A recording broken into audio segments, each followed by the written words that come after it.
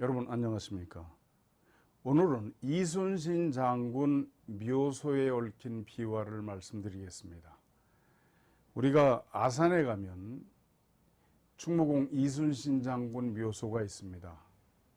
저는 고향이 그쪽이라서 고향에 갈 일이 있으면 가끔 가서 약주도 한 잔 올리고 절도 하고 그렇게 하고 합니다.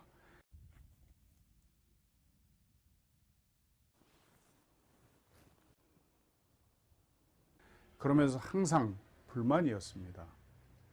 이 자리는 노화지열, 즉 갈대꽃 명당인데 그 갈대꽃 명당 중에서도 선이 몇 개가 있느냐에 따라 다릅니다. 여기는 이순신 장군 부모님 산소가 있고 형님, 동생 산소가 옆에 쭉 있습니다. 그렇기 때문에 아마 이 산소가 이 자리로 온 것 같은데요. 자리가 국세가 많이 적습니다. 그 점이 항상 안타까웠죠. 이순신 장군 초장지가 있기 때문에 거기까지 취재를 해서 이 프로그램을 만들게 됐습니다. 지금 계신 이 산소는 충남 아산군 은봉면 상거리 충무공 이순신 장군 그 부인 방수진 선생의 묘가 됩니다. 너무 잘 아시겠지만 잠깐 말씀을 드리고 넘어가죠. 이순신 장군은 1545년에서 1598년 만 53세까지 사셨습니다. 정읍현감, 진도군수, 전라 좌도 수군절도사, 삼도 수군통제사 등을 지내셨습니다. 그 조부인 이 백록이 기묘사화로 참화를 당했습니다. 죽임을 당한 거죠. 그래서 그 부친인 이정이 관직에 뜻이 없어서 아주 비난하게 살았다고 되어 있습니다. 이 이정 선생은 아들을 넷을 뒀는데 희신, 요신, 순신, 우신 이렇게 사형제입니다. 이 사형제의 이름은 모두 중국 역사에 삼왕오제의 이름을 딴 거죠. 희신은 복희씨 이름, 요신은 요임금, 순신은 순임금, 그리고 우임금 이렇게 따서 희신, 요신, 순신, 우신 이렇게 사형제가 됐습니다. 아마 아들을 또 낳았으면 탕신, 그리고 문신, 그리고 주공으로 이어지는 주신 이렇게 붙이지 않았었을까 하는 생각이 듭니다. 이 조부 이 백록이 기묘사화로 참화를 당했거든요. 이 기묘사화가 뭔지 잠깐 말씀을 드리고 넘어가겠습니다. 기묘사화가 뭐냐면요, 1519년 조광조 등 신진사류의 주장으로 반정공신 위훈 삭제 사건이 발생을 합니다. 연산군 때 중종반정이 일어나죠. 그런데 중종반정이 성공하고 나서 너도나도 그 반정에 참여했다고 주장하는 그런 사람들이 많았던 겁니다. 조광조 등 신진사류 젊은이들이 조사를 해보니까 이 공신 4분의 3인 76인이 전부 다 가짜였어요. 이건 이 아랫사람들이고 아마 위에까지 들어갔으면 더 많았을 겁니다. 현장에 가보지도 않은 가짜 유공자가 4분의 3에 달했던 겁니다. 그러자 11월이 돼서 남곤, 심정, 홍경주 등 훈구 재상들이 조광조 등을 탄핵하는 상소를 올립니다. 중종 임금의 밀지가 없었으면 이렇게 할 수가 없는 거죠. 그래서 조광조, 김정, 김식 등 신진사류가 화를 입은 사건인데요. 왕조실록을 잠깐 보시겠습니다. 그해 11월 10일 경자일에 보니까 홍문관 청면대 상인견 대사원 조광조, 홍문관에서 왕을 뵙고자 했더니 왕이 대사원 조광조, 대사관 이성동, 부제학 김구 이렇게 이제 불러드렸습니다. 조광조 등이 힘써서 청했지만 불윤, 윤화하지 않았다고 말해요. 끊이지 않고 했는데 받아들이질 않아요.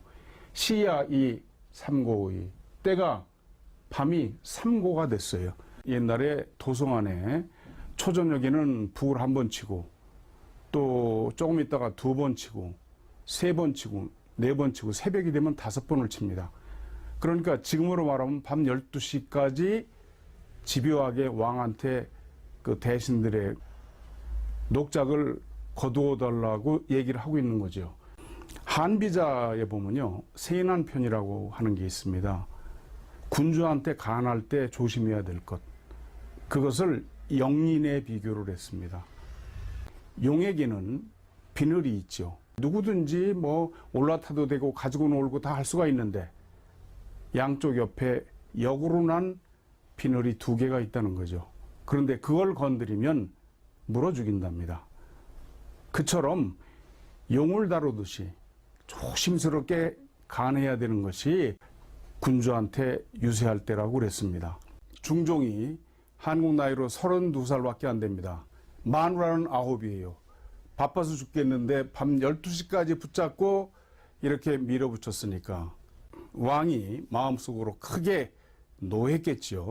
닷새가 지난 11월 15일 을사일이 됐는데 야이고 밤이죠. 요즘으로 말하면 한 9시, 10시쯤 됩니다.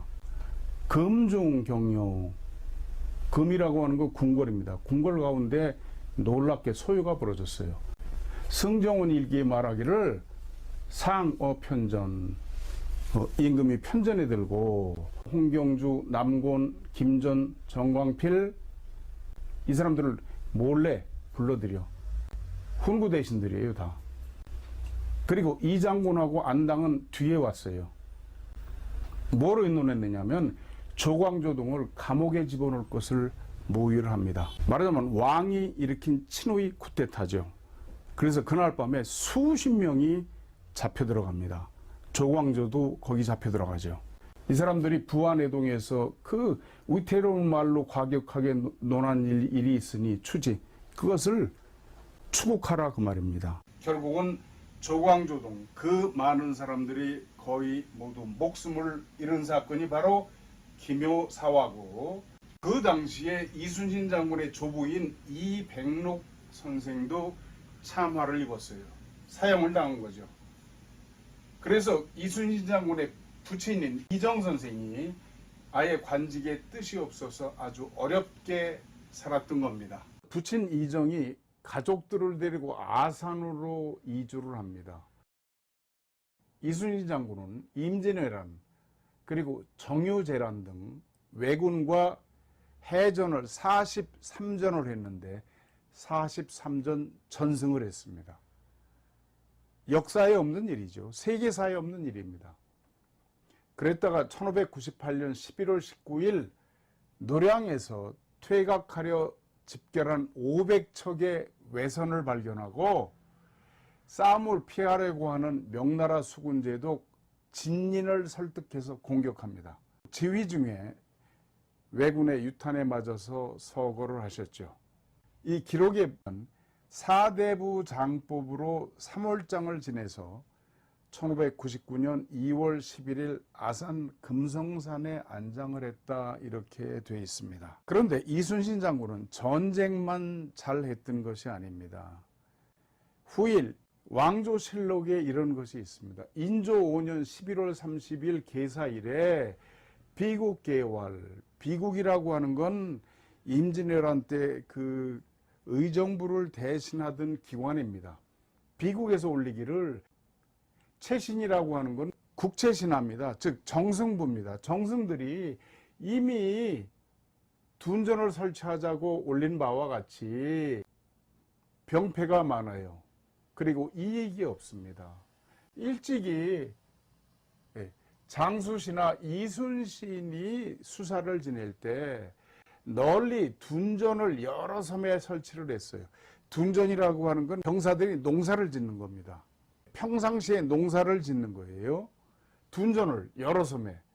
그래서 여러 섬들이 모두 그 방수지수, 방비하고 수비하는 곳이었는데 거기에 들어가서 크게 농사를 짓게 하고, 농사를 짓거나 성을 쌓거나 또는 관망을 한단 말이죠. 망을 본단 말이죠.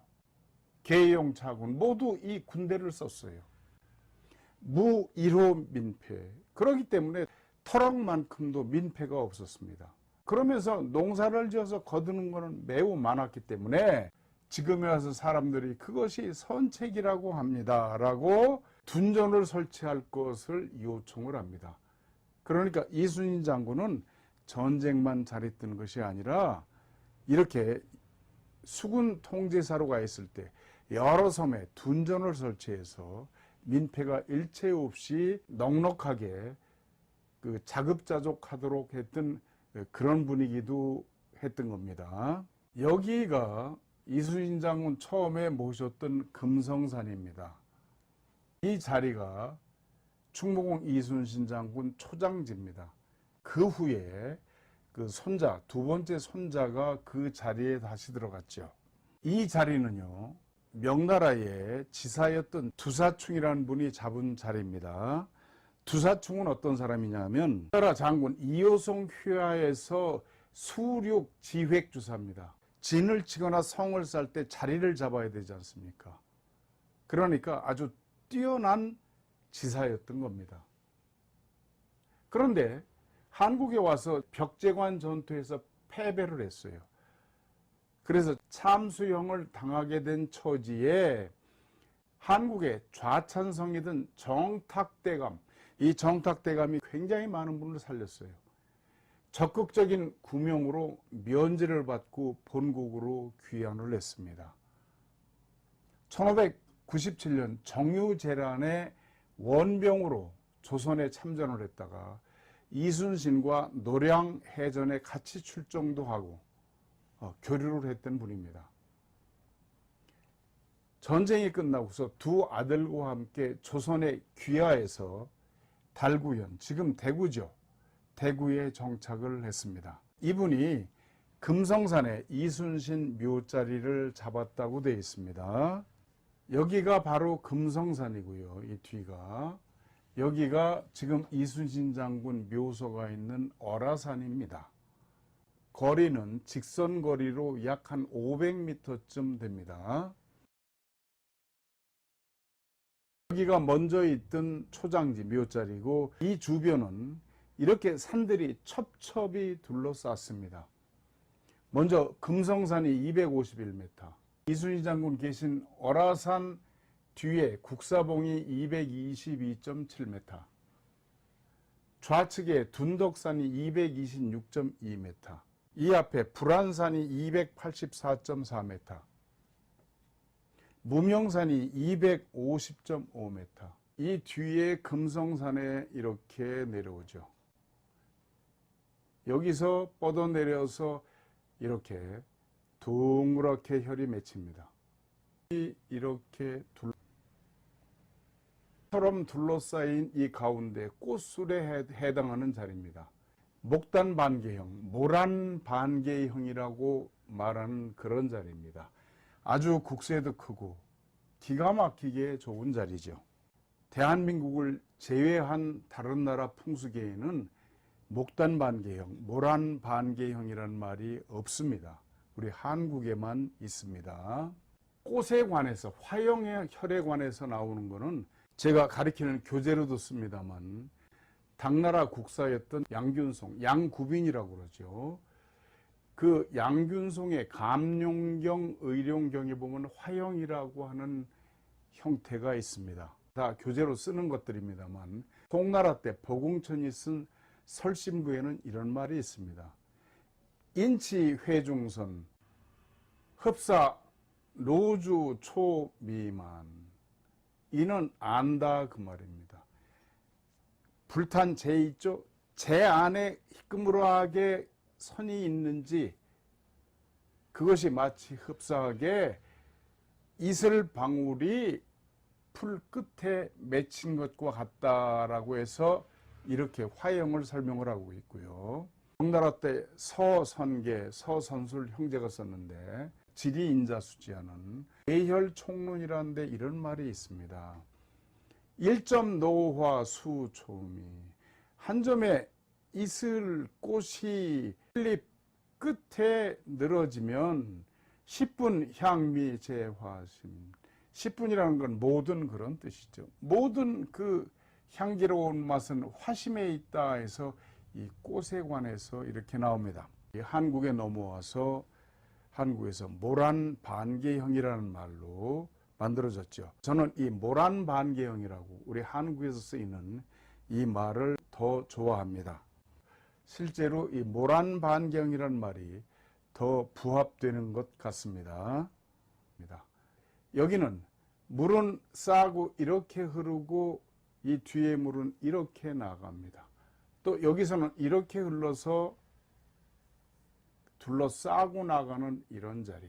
모든 산들이 우뚝우뚝 솟아서 사방을 둘러싸서 이 꽃술에 꽃심에 와 있는 모란반개형은요, 굉장히 국세가 큽니다. 그리고 후대에 많은 인물과 제복이 있는 자리라고 알려져 있습니다. 이 자리가 바로 모란반개형인데요. 한번 둘러보시죠.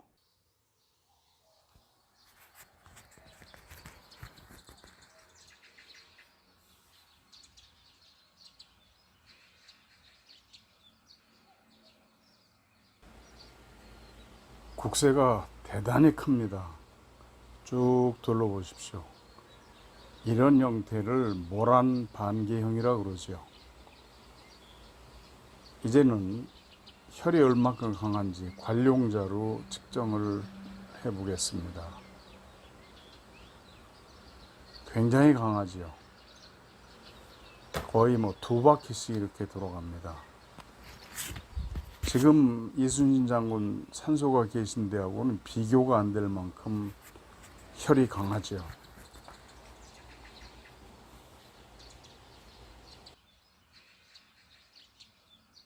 이 모양이 양쪽으로 이렇게 쭉 내려왔죠. 모란반개 큰 자리를 버리고 갈대꽃 속으로 들어간 그런 형국이 됐습니다. 이런 자리를 노화요일형이라고 합니다. 이 노화요일형은 국세가 아주 작지요. 갈대가 가을에 바람이 불면 떨어집니다. 이순신 장군의 산소는 노화요일이고요. 노화요이가 되면 기마입조예요. 말을 타고 조정에 들어갈 만큼 세력을 갖게 되고 공원을 세우게 됩니다. 이 편자가 들어가는 건 거의 다가 꽃의 그 중심 부분에 혈이 있는 데입니다. 노화편일이 되면 관직이 306경에 올라갑니다. 노화편이가 되면 궁전을 나서기 전에 태읍여설에 올라가요. 노화편삼이 되면 수도를 옮기는 건 뭡니까? 왕 이상이죠. 예.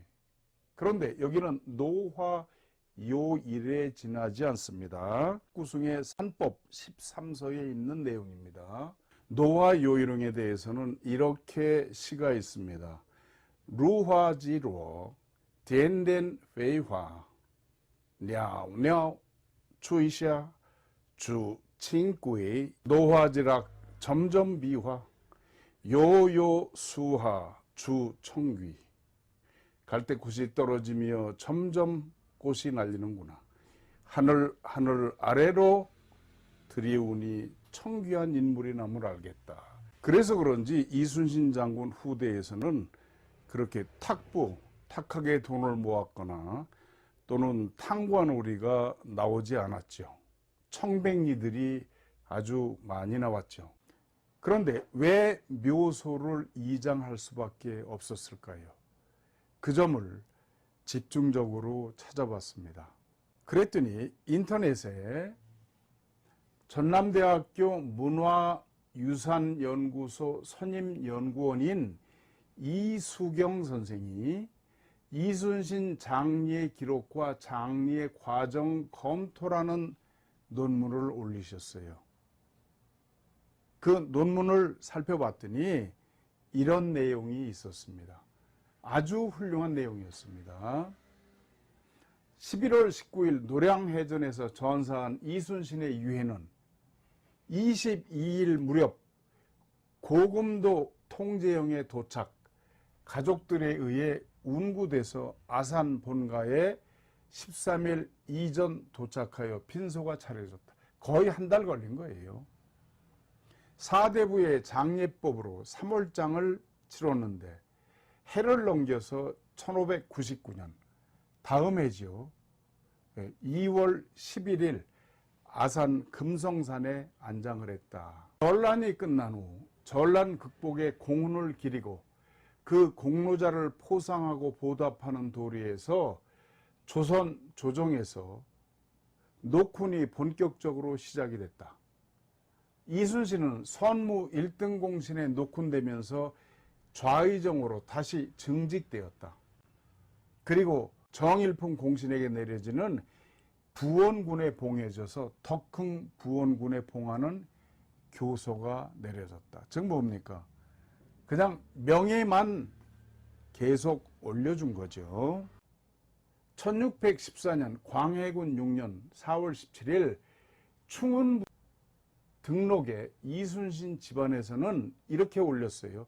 1등 공신으로 당초에 예장을 받지 못했기에 이제 대장을 하려 하오니 다른 공신들의 예장하던 전례에 의거해서 실시될 수 있도록 건의를 합니다. 왜 그랬을까요? 이순신 장군 생전에도 그랬지만 사후에도 그 후손들이 그 집안이 굉장히 가난했습니다. 그러니까 공신의 예의에 의해서 개장, 즉 이장을 하게 되면 그 당시에 모든 것을 국가에서 해주고 어느 정도 포상을 해줬던 겁니다. 너무 살기가 어려웠기 때문에 이장을 건의하게 됐던 겁니다. 이순신 장군 후손들이 대부분 다 가난하게 살았습니다. 나중에는 이순신 장군 묘소 밑에 있는 우이토도 넘어가게 됐었죠. 박정희 대통령이 알고 그래서 그 국가에서 또 성금을 모으고 그래서 사들인 것이 그 이순신 장군 묘 밑에 우이토 그리고 아산 현충사입니다. 그렇게 가난했어요. 가난했기 때문에 이장을 건의하게 됐던 거죠. 1614년 갑인년 4월 17일 묘를 이장하기로 결정을 하고 금성산에 모신 뒤 16년 되는 1614년 어라산 임방에 자리 잡은 언덕 위로 옮겨 모시니 오늘에 이르렀다. 이렇게 이수경 선생은 그 논문에서 밝히고 있습니다. 그 이수경 선생 외에는 이걸 밝히신 분이 없어요. 이수경 선생께 깊은 감사를 드립니다. 정초고 그래서 와서 절도 좀 올리고 우리나라 도와주시라고 이렇게 빌러 왔습니다. 여기는 국세가 그리 크지가 않습니다. 적지요. 특히나 저쪽 현무에서 내려와서 여기도 좀 많이 쌓아 올린 것 같아요. 그래서 이렇게 자리가 큰 자리는 아닌 걸로 그렇게 보여집니다. 관령자로 한번 측정을 해 보고요. 네.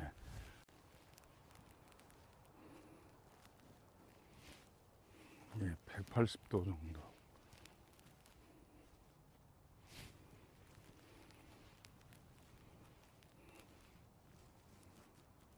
예, 그렇게 강하지는 않습니다.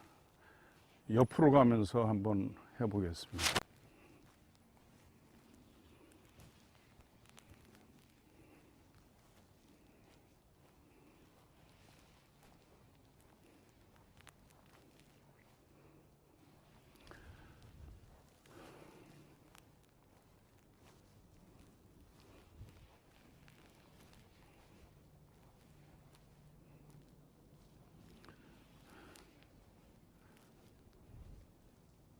이 내룡의 기가 충만하지 않습니다. 백호가 좀 부족하고 청룡도 많이 부족합니다. 이 안에 내청룡이 바로 여기서 끊겼고요. 저 중청룡이 있지만 저 외청룡으로부터 이어지질 않았거든요. 청룡, 백호, 현무, 주작 이 사수가 좀 부족합니다. 그래서 여기 그 생기, 혈도 좀 그렇게 강하지 않은 걸 알 수가 있죠. 그리고 저쪽 파구도 마찬가지입니다. 힘차게 휴가만 돌지도 않았고요. 이렇게 된 것이 아닌가 그런 생각이 듭니다. 그렇게 뭐 큰 자리가 될 수가 없는 그런 자리로군요. 조선조의 그 명신들의 산소 중에서는 아주 혈이 약한 그런 편에 속합니다. 남향입니다. 물은 병오 방향에서 이렇게 나와서 미향으로 파구가 내려갑니다. 경금, 신금 방향에 금성이 있으면 후세에 무관이 많이 난다라고 그랬는데, 그래서 그런지 무관이 많이 났죠. 청룡은 약합니다. 청룡이 내려앉았다가 다시 일어섰죠. 이 청룡이 중어가 됐기 때문에 이순신 장군 바로 밑에서 벼슬아치가 많이 안 나고 대를 건너서 났다고 그렇게 여겨집니다. 그래서 그런지 충무공의 후손들은 2대, 3대, 4대는 큰 관리가 나지를 못했습니다. 5대손 이봉상은 영조 때 훈련대장이었습니다. 그리고 7대손 이인수는 순조 때 훈련대장 어영대장을 지냈고요. 8대손 이승권은 철종 때 어영대장을 지냈습니다. 그리고 9대손 이원희는 고종 때 병조판서를 지냈죠. 주로 문관들보다는 무관들이 났고, 어쩌면 그것이 청룡이 중어가 됐기 때문에 그런 것이 아니었나 하는 그런 생각을 해봅니다.